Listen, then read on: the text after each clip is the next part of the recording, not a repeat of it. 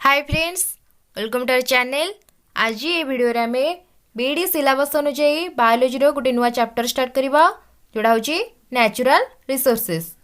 हमर एबे diversity in plant and animal chapter चली ता सहित आमे नेचुरल रिसोर्सेस मध्य स्टार्ट कर दबा। ताले नेचुरल कोन? नेचुरल आमे जानिचे प्राकृतिक। प्राकृतिक माने जोटा हमको प्रकृति ठारू मिलि थाए ताको आमे जानिचे कोन? प्राकृतिक बा नेचुरल। ताले हमर नेचुरल रिसोर्सेस सब कौन कौन जोड़ा हमको काठू मिली प्रकृति ठारू मिली। ताले फास्ट हम जाने बायोस्फीयर कौन। ताले बायोस्फीयर कौन? आम इकोसिस्टम चैप्टर पढ़ी बायोस्फीयर कौन। बायोस्फीयर साधारणतः कॉम्बिनेशन ऑफ कार कॉम्बिनेशन ऑफ लिथोस्फीयर ता सहित एटमॉस्फेयर एंड हाइड्रोस्फीयर। लिथोस्फीयर जे कौन? Earth's crust. आम जाने यार्थ साधारणतः तीनटा स्तर थाए, तीनटा ना चार्टा। जमती कि ऊपर स्तर को आम कहे भृतक, जहाँ को आम कहे कौन? क्रस्ट। तापर हो मेंटल, तापर हो इनर कोर, तापर हो इनर कोर, तापर यहाँ हूँ आउटर कोर। कोर को दीटा भाग में विभक्त कराई, गोटे हूँ इनर कोर आ गोटे हूँ आउटर कोर। ताले आमर जो अर्थ क्रस्ट रही जो भृतक रही कौन? सेटा हूँ लिथोस्फीयर, जोठी आमर लैंड भी अच्छी वाटर भी अच्छी। जो ओसेन आमर रोची ओसेनटा भी कौट प्रेजेंट अच्छी बा जो सब आमर वाटर रिजर्वियर सब प्रेजेंट अच्छी सेटा सब क्रस्ट ही प्रेजेंट अच्छी। तेणुकर ये हाइड्रोस्फीयर आ लिथोस्फीयर पाई कौन यूज कला? Earth crust. कारण अर्थ क्रस्ट रे both lithosphere and hydrosphere present अच्छी। आम जानिचे biosphere is the combination of atmosphere, lithosphere and hydrosphere. ताले जो अर्थ क्रस्ट रे both lithosphere and hydrosphere present अच्छी। लिथोस्फीयर साधारणतः आम जानिचे अश्ममंडल, हाइड्रोस्फीयर वायुमंडल एंड एटमॉस्फेयर जोटा आम जानिचे कौन? वायुमंडल। ए तीनटा मंडलर मिश्रण रे कौन गठित होइछि? जीवमंडल बा बायोस्फीयर गठित होइछि। ताले it is divided into 3 physical division. कोडा? ए जो बायोस्फीयर, बायोस्फीयर साधारणतः तीनटा को नहीं गठित। ताले काहाकू काहाकू? लिथोस्फीयर जेमती कि लैंड बा रॉक ए सब को लेकिन लिथोस्फीयर गठित। Outer solid crust of earth, earth रो जो बाह्य आवरणटा को आमे कौन कहे? क्रस्ट। ता तल को क्रस्ट तल को अच्छी आम जानिचे कौन? मेंटल अच्छी, ता तल को आउटर कोर, तापर इनर कोर जोठी कि तापमात्रा बहुत अधिक थाए। जेतले आमे अर्थ रो भीतर भीतर को जिबा सेतबेले कौन हबो? तापमात्रा बढ़ी बढ़ी चले। ए क्रस्ट रे आउ कौन प्रेजेंट थाए?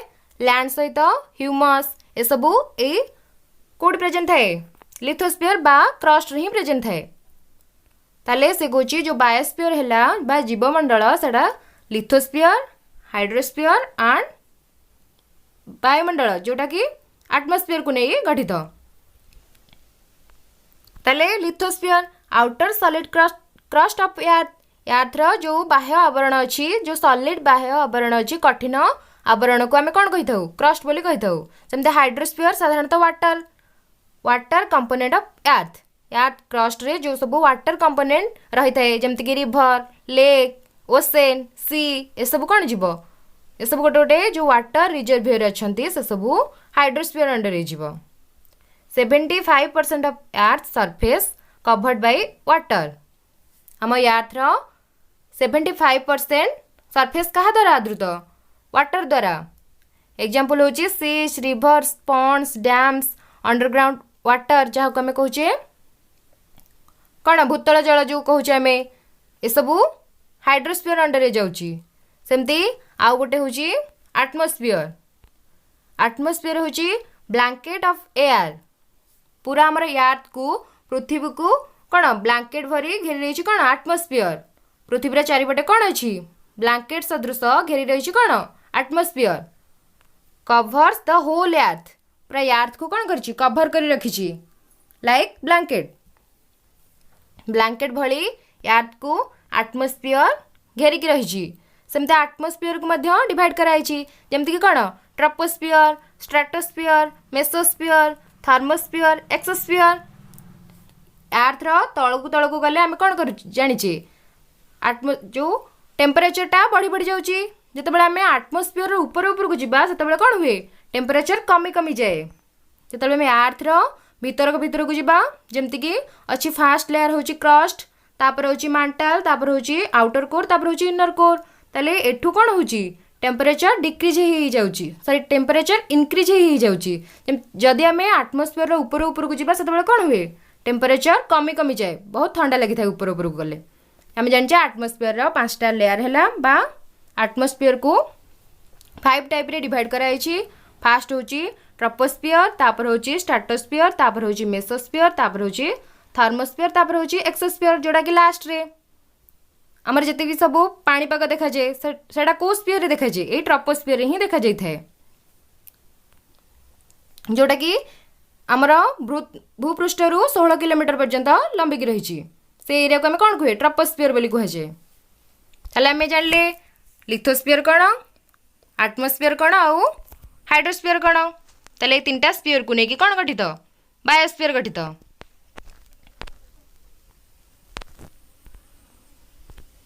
तापर आम जाचे इकोसिस्टम चैप्टर आम पढ़ी थे biosphere has 2 component.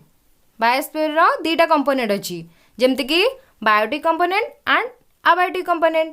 Biotic component सब क्या नहीं गठित लिविंग ऑर्गेनिज्म को, जमती प्लांट एनिमल ए सब को बायोटिक कंपोनेंट कहती। सेमती अबायोटिक कंपोनेंट, अबायोटिक कंपोनेंट किए एयर वाटर सॉइल जिते सब नॉन लिविंग थिंग्स अच्छी ताको आम कौन कहुए ताको आम अबायोटिक कंपोनेंट बोली कही था। जिते सब लिविंग ऑर्गेनिज्म अच्छी ताको आम बायोटिक कंपोनेंट, आउ जितेक नॉन लिविंग ऑर्गेनिज्म अच्छी ताको आम अबायोटिक कंपोनेंट कहू। एटा हूँ बायोस्फीयर 2टा कंपोनेंट। ताले एथिरे हमर कोन हैला बायोस्फीयर पूरा क्लियर हो गला। बायोस्फीयर कहा को नहीं गठित, केतेटा कंपोनेंट अच्छी ए सब जानि देले। Biotic and abiotic component provided resources. ताले हमको ए जो आम पढ़ुचे चैप्टर ना कौन नेचुरल रिसोर्सेस। ताले से जो रिसोर्सेस किए प्रोवाइड करुची ताले किए biotic and abiotic component. Both component of biosphere provide resources. Resources are required to meet basic needs of life forms. ताले रिसोर्सेस हमको कौन पे दरकार हमर लाइफ फॉर्म हम लाइफ पे एटा नीड बा दरकार। साधारणतः यही रिसोर्सेस को आम कौन पे रिक्वायर करूँ आमर लाइफ प्रोसेस को कौन बेसिकली आम लाइफ प्रोसेस ही रिसोर्सेस दरकार होता है। जमती कि एयर गोटे नेचुरल रिसोर्सेस एटा कौन पे दरकार हुए आम जो श्वासक्रिया नौचे बा इनहेल करुचे तापाई एयर दरकार, तापरे वाटर निहाती दरकार आम पाई। तले आमर लाइफ प्रोसेस ही यही रिसोर्सेस गुड़िक दरकार होता है। Energy is obtain from sun. आमको एनर्जी मध्य दरकार अच्छी जोटा कौटू आसूची सन ठारू। तब डेफिनेशन ऑफ बायोस्फीयर पढ़ा आम तो जानीदे बायोस्फीयर कौन तार कंपोनेंट कौन आउ रिसोर्सेस आम कौटू पाऊचे नेचुरल रिसोर्सेस कौन से सब जानीदे। ताले बायोस्फीयर एक्चुअली डेफिनेशन टा कौन the life supporting zone of the earth where the atmosphere the hydrosphere and the lithosphere interact and make life possible is known as the biosphere। ताले से कहूची जोठी आम जीवन पाई कौन सपोर्टिंग जोन जोड़ा जो जोनटा आम पे सुइटेबल हम आम लाइफ पाई आमर जीवन जापन पाई जो जोनटा आम पे सुइटेबल बा सपोर्टिंग सेपरिका जोन जहाँकि कहा द्वारा गठित the earth where the atmosphere the hydrosphere and the lithosphere interact and make life possible is known as the biosphere. ताले 3टा स्फीयर जमती कि एटमॉस्फेयर हाइड्रोस्फीयर आउ लिथोस्फीयर रो इंटरैक्शन जोठी हेतिबो आउ सेठी कोन होतिबो लाइफ पॉसिबल हे परथिबो से जोन को से सपोर्टिंग जोन को आमे कोन कहबा बायोस्फीयर बोली कहबा। ताले बायोस्फीयर कोन हला the life supporting zone of the earth where the atmosphere the hydrosphere and the lithosphere interact and make life possible is known as the biosphere। ताले बायोस्फीयर साधारणतः 3टा स्फीयर रो इंटरैक्शन रे क्रिएट होता है और जोटा गोटे कौन लाइफ सपोर्टिंग जोन बा एठी लाइफ पॉसिबल होता है ताको हमें बायोस्फीयर कहबा। बरे डेफिनेशन ऑफ नेचुरल रिसोर्सेस कौन नेचुरल रिसोर्सेस कौन आम जानीदे। नेचुरल माने प्राकृतिक रिसोर्सेस आम कौट पाई थे साधारणतः बायोटिक और अबायोटिक कंपोनेंट रू ही हमें आमको बायोटिक कंपोनेंट आ अबायोटिक कंपोनेंट जो दुटा कंपोनेंट कहार बायोस्फीयर जो दुटा कंपोनेंट रहिला biotic component and abiotic component ए दुटा कंपोनेंट कौन करथांती हमको रिसोर्सेस प्रोवाइड करथांती। ताले डेफिनेशन ऑफ नेचुरल रिसोर्सेस आगो जानिबा। नेचुरल रिसोर्सेस रा एक्चुअल डेफिनेशन टा कोन? Resources which are available on earth exist independently of human activity and has utility are called natural resources।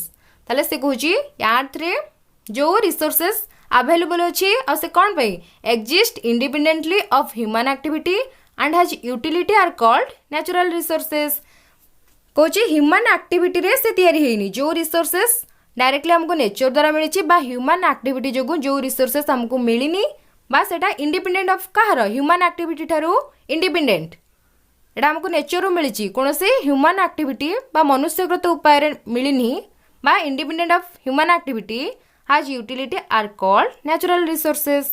जोड़ा हमको कौन नेचर द्वारा आर एक्चुअल मीनिंग होची जोड़ा हमको नेचर द्वारा मिलूची ह्यूमन एक्टिविटी ठारू एटा इंडिपेंडेंट बा मनुष्यकृत उपाय एटा हमको मिलनी ताको आमे कहबा नेचुरल रिसोर्सेस। तले नेचुरल रिसोर्सेस होची कौन है resources which are available on earth exist independently of human activity ठारू इंडिपेंडेंट थिबो बा मनुष्यकृत उपाय मिली नथिबो and has utility are called natural resources.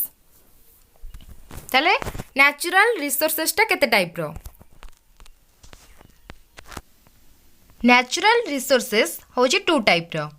गोटे होची इनएग्जॉस्टिबल आ गोटे होची एग्जॉस्टिबल। इनएग्जॉस्टिबल माने कौन जोटा आम व्यवहार कले बा यूज कले जोटा जमा सरबनी सेटा आम कौन कहबा जमी आम जाने इनएग्जॉस्टिबल माने असरती जो नेचुरल रिसोर्सेस को आम यूज कले सेटा जमा सरबनी ताको आम कौन कहबा असरती बा इनएग्जॉस्टिबल नेचुरल रिसोर्सेस। सेमती एग्जॉस्टिबल माने जो नेचुरल रिसोर्सेस को आम यूज कले सेटा सरीज बा सरिबार संभावना अच्छी ताको आम कौन कहबा एग्जॉस्टिबल। सेमती एग्जॉस्टिबल नेचुरल रिसोर्सेस को पुणी दुटा टाइप रे डिवाइड कराई जोड़ा हूँ कौन रिन्यूएबल गोटे हूँ नॉन रिन्यूएबल। ताले नेचुरल रिसोर्सेस को दुटा टाइप रे डिवाइड करागला सेटा हूँ कौन एग्जॉस्टिबल इनएग्जॉस्टिबल बा असरती आ गोटे हूँ कौन सरती। ये जो सरती प्राकृतिक संपद अच्छी बा एग्जॉस्टिबल नेचुरल रिसोर्सेस को पुणी दुटा टाइप रे डिवाइड कराई जोड़ा हूँ रिन्यूएबल आ गोटे हूँ नॉन रिन्यूएबल। रिन्यूएबल माने जोटा नवीकरण योग्य आउ नॉन रिन्यूएबल माने जोटा नवीकरण अयोग्य जहाँ जो प्राकृतिक संपद बा जो नेचुरल रिसोर्सेसटा सरीगले ताको आमे नवीकरण करि परिबा ताको आमे कहबा रिन्यूएबल और जोटा करि परिबानी सेटा कोन कहजिवो नॉन रिन्यूएबल। ताले नेचुरल रिसोर्सेस टू टाइप रहला गोटे होची असरंती बा इनएग्जॉस्टिबल आ गोटे होची सरंती जोटा हला एग्जॉस्टिबल। सेमती सरंती बा एग्जॉस्टिबल नेचुरल रिसोर्सेस को पुणी दुटा टाइप रे डिवाइड करागला गोटे होची नवीकरण योग्य रिन्यूएबल नवीकरण अयोग्य नॉन रिन्यूएबल। ताले इनएग्जॉस्टिबल कौन एग्जॉस्टिबल नेचुरल रिसोर्सेस कौन ता विषय भलसे जानिबा। ताले इनएग्जॉस्टिबल नेचुरल रिसोर्सेस कौन प्रेजेंट इन अबाउंडेंस माने एटा बहुत परिमाण रे प्रेजेंट थाए आर परिमाणटा बहुत अधिक कोठी आम बायोस्फीयर रे ए जो इनएग्जॉस्टिबल नेचुरल रिसोर्सेसटा बहुत अधिक परिमाण रे थाए present in abundance are not likely to get exhausted despite continuous use. आमर अविरत व्यवहार सत्वे मध्य एटा कौन होता है सरी न थाए are not likely to get exhausted despite continuous use आमर कंटिन्यूअस यूज कले मध्य करबा सत्वे मध्य एटा सरी न थाए। ताले एग्जांपल कौन इनएग्जॉस्टिबल नेचुरल रिसोर्सेस रे एग्जांपल सब कौन एयर वाटर सोलार एनर्जी जो सनलाइट ए सब कौन व्यवहार कले मध्य एगुड़िक Sarbani तेणुकरी air water solar energy ए सब इनएग्जॉस्टिबल नेचुरल रिसोर्सेस रो एग्जांपल बा अंडर आसबो। तापरे एग्जॉस्टिबल नेचुरल रिसोर्सेस कौन कौन अवेलेबल इन लिमिटेड क्वांटिटी ए जो सरंती प्राकृतिक संपद सेटा कौन थाए बहुत लिमिटेड परिमाण थाए जो सेटा कौन सरिबार संभावना रही अवेलेबल इन लिमिटेड क्वांटिटी एटा होता कौन अबाउंडेंस माने बहुत परिमाण रे प्रेजेंट थिला कोटा इनएग्जॉस्टिबलटा एग्जॉस्टिबल नेचुरल रिसोर्सेसटा अवेलेबल इन लिमिटेड क्वांटिटी बहुत लिमिटेड बा लिमिट रे प्रेजेंट थाए लिमिटेड क्वांटिटी रे प्रेजेंट थाए जो एटा सरिबार संभावना रही they may get depleted by continuous use यार ए नेचुरल रिसोर्सेस रो कंटिन्यूअस यूज करबा द्वारा गुडी कौन सरी जाई थाए they are of two types ए एग्जॉस्टिबल नेचुरल रिसोर्सेस पुणी दीटा टाइप रो गोटे हूँ रिन्यूएबल रिसोर्सेस आ गोटे हूँ नॉन रिन्यूएबल रिसोर्सेस माने जोटा को आम नवीकरण करिपरिबा सरीगले पुणी तार नवीकरण करिपरिबा किंतु आ गोटे गोटे अच्छी रिसोर्सेस आ गोटे गोटे रिसोर्सेस अच्छी जार सरीगले आम ताको कौन करिपरिबा आउ नवीकरण तार करिपरिबानी पुनरुद्भावन करिपरिबानी ताले सेटा कोथरे जीवो नॉन रिन्यूएबल रिसोर्सेस जेमति कि कोल पेट्रोलियम ए सबुर नवीकरण करने बहुत हजार हजार वर्ष लगी थाए तेणुक सब कौन जीव नॉन रिन्यूएबल रिसोर्सेस रे जीव ताला आम एथरे जानले नेचुरल रिसोर्सेस रो डेफिनेशन कौन बा क्या कहती ता सहित नेचुरल रिसोर्सेसटा केतटा टाइप रो ता मध्य जानले तापर यार नेक्स्ट वीडियो को आम कौन पढ़ा गोटे गोटे नेचुरल रिसोर्सेस पढ़ा जमती कि एयर बा एटमॉस्फेयर तापर वाटर ए सब विषय में नेक्स्ट वीडियो रे पढ़ा एटा थिला नेचुरल रिसोर्सेस चैप्टर रो इंट्रोडक्शन वीडियो।